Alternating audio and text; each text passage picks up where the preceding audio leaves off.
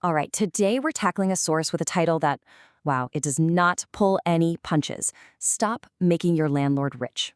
It makes a really bold argument about the money behind renting versus owning, so let's just jump right in and see what it's all about. So, if you're a renter, the source we're looking at today really wants you to ask yourself this one simple but pretty heavy question.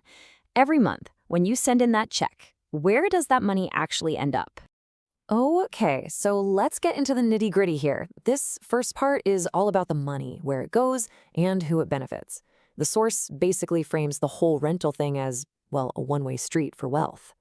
And here it is, laid out side by side. The source really wants to draw a sharp line in the sand.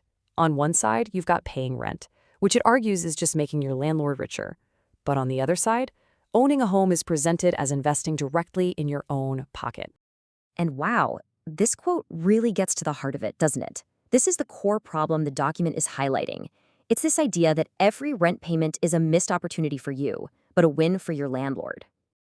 So what this all boils down to, according to the document, is that renting is kind of like a subscription service for your house.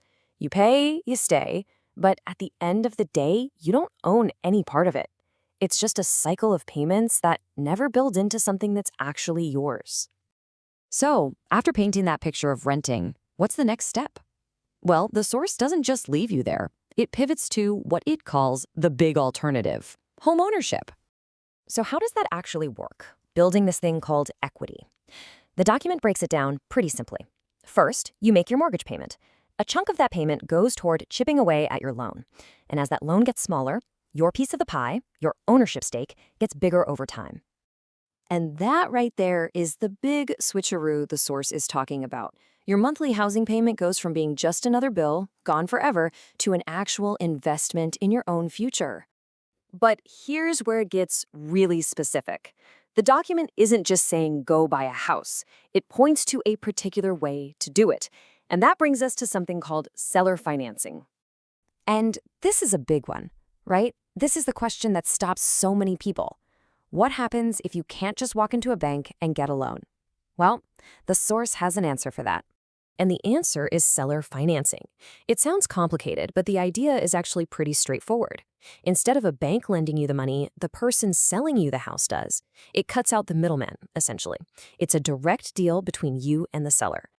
So just to recap what the source is laying out here, seller financing is positioned as this key that can unlock the door to home ownership. It's presented as a way for renters to become owners, especially for folks who might not fit the traditional mold for a bank mortgage.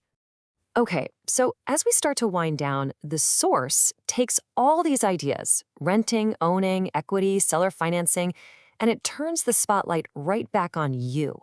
And really, when you strip it all away, this is the choice that the document lays at your feet. Path A, you keep paying rent, building wealth for someone else. Or Path B, you find a way to start building it for yourself. And that's where it leaves us, with this one final question that's about way more than just a roof over your head. According to this source, it's about your financial destiny. Who are you building wealth for?